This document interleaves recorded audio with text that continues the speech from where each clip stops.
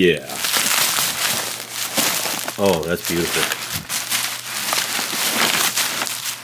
Oh, perfect.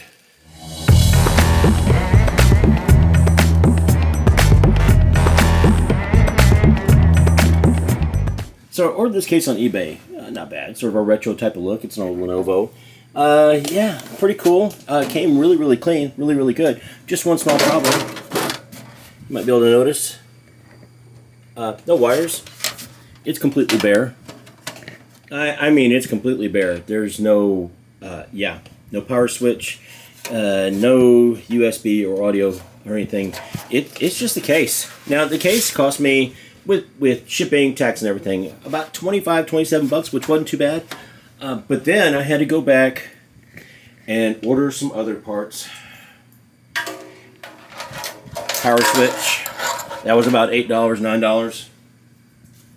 And the USB hub. That was, I think, $13. Both of the shipping and all that stuff was, I think that was total price. It was like $9 and then like $13. So we're going to put this stuff in, but there is a different problem. These are Lenovo connectors. They're not your standard connectors.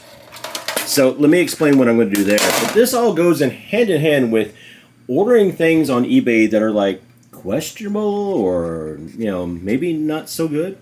Hold that thought. So I got those things installed, and that went pretty easily. All total for this case, I'm in probably about $46, $47. I could have bought one, a brand new one, you know, for 40 or 50 bucks or something like that, I'm sure, gotten a cheap one. But I was kind of going for this sort of a retro type look, and originally this was going to be what I put Daniel's stuff in to make a sleeper PC. But now I've got other plans because I also ordered a socket 1700. Well, it'll fit a Series 12, 13, or 14 Intel chip, and I happen to have a 12400 that's aching to go in it.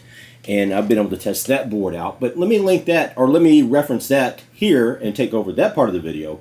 And we'll keep talking about these questionable buys I'm making on eBay here.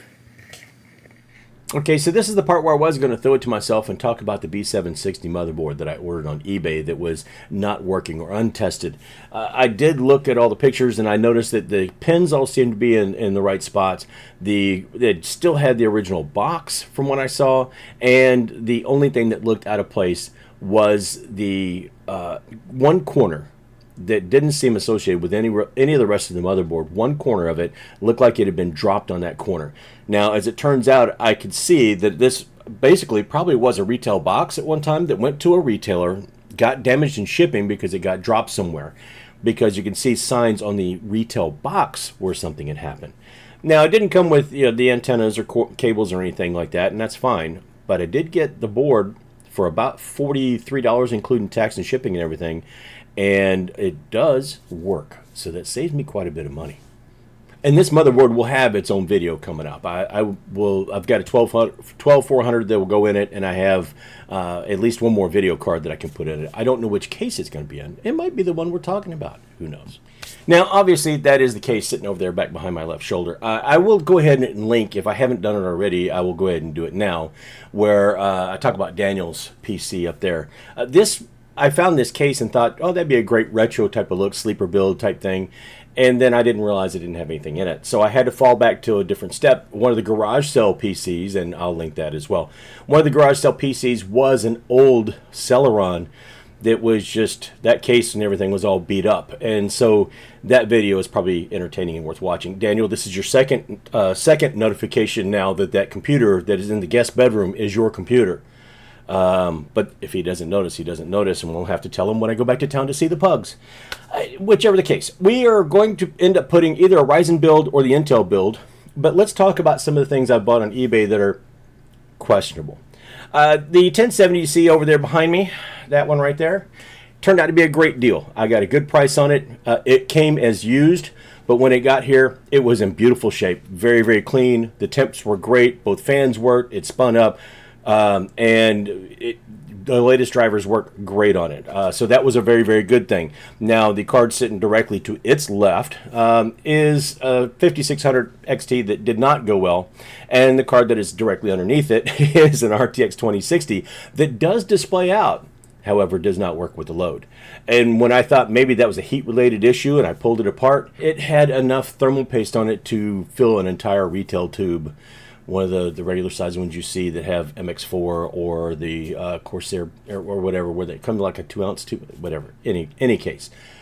I cleaned it all up, and I'm still not sure what the problem with that is. I don't know if I can save it. I'm not going to spend a ton of time on it, but it will allow me to go ahead and at least test the AM5 motherboard that I do also have coming in.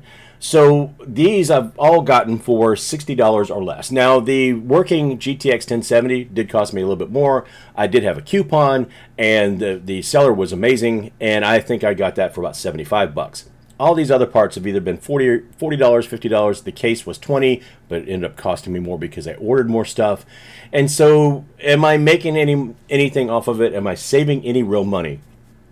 Well, if the AM5 motherboard, if I can fix it with the bent pins and get it to work, then yes, because I'm saving about $100 on that board.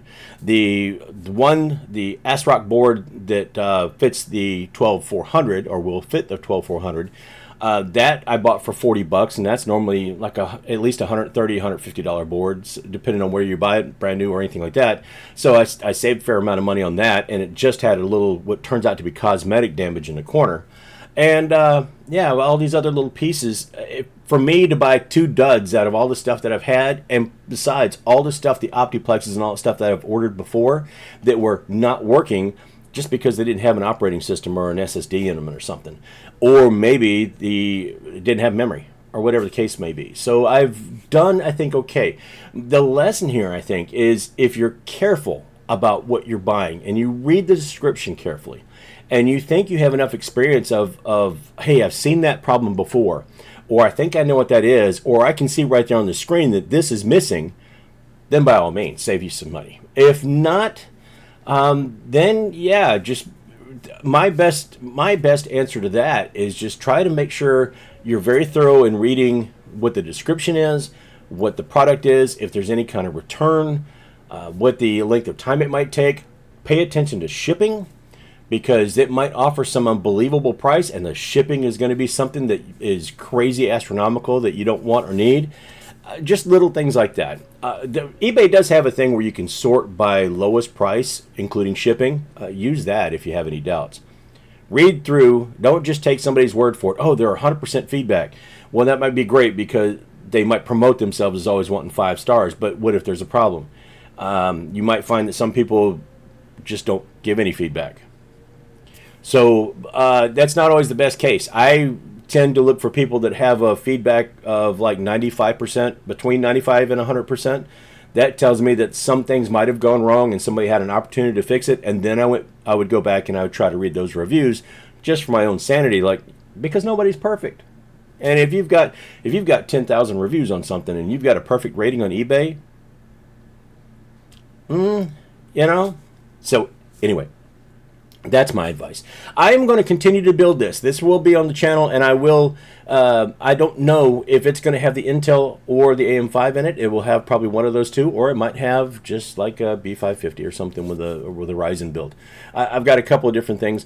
I am going to use those two other drives to take the USB off of it. I do have a pinout for that case, so I do know what the connectors are, and then I've got extensions for the power button that I ended up doing, because that has, it's got the power LED, and it's got hard drive activity, or the hard drive LED. So I do have the pinout for that, and I should be able to get this case working. Not so worried about the sound. If it comes to it, I mean, front panel sound is not something I normally need. I don't know if you guys do or not, but yeah, it's just something that I'd rather use some other means, like the motherboard itself, to get sound out of. Anyway, yeah, that's all I got. I just wanted to kind of touch on some of the things I've been getting, some of the things I've been ordering, and trying to catch up, because I've had a lot of boxes I've been trying to open. I've been going through a lot of stuff, been testing a lot of things, some of them successfully, some of them not. I even did a video, I think, on the 5600, just showing that, hey, sometimes things don't work. But in any case, I know this is the second sort of eBay-related video I've done recently, but some of these coming up now are going to be builds, including I was able to order an Intel Arc A570, which should be here within about 2 hours. That video will be coming out, but it is going to take me a little bit of time to test. Yeah. So if you have any thoughts, any questions, any whatever, any feedback, have you been ordering from eBay? Have you been ordering from someplace like Facebook Marketplace, or just any of those things? Even Jawa. I haven't ordered from Jawa yet, but I've heard pretty good feedback out of that. Let me know what your experience is. What are some of the things you look for? What are the things good, bad? Have you been a winner most of the time, a loser most of the time? You don't want to try it at all because you just don't trust it. You'd rather go to Micro Center or order on Amazon. Yeah, let me know those things. I appreciate it. If you're not already subscribed, please do. Like, subscribe, all that good stuff. I'm so close to hitting 1,500. I would love to be able to go over that 1,500. Would love to have done it last year, but that's okay because we are in 2025, and I can think of nothing better than going over the top. Thank you guys so much for all of that support. I really, really appreciate it. Don't forget to visit me on the other socials, including we're trying to build a Discord server, so let's go there. I stream on that purple channel at least twice a week, sometimes a little bit more. And if you don't do any of that stuff, I'd certainly appreciate it if you do. But if you don't, then just do me one favor, and let's just be good to each other. Be kind. Smile, wave, hold the door open. Good morning, good evening, something. Just some kind of, just be nice. It doesn't cost anything to be kind, So what does it hurt? You might make yourself feel better, might make the person you're interacting with feel better, and then everybody has just that much of a better day, don't they? Anyway, that is all I have for right now. Obviously, I have more things coming up. There's stuff on the desk you can see back behind me.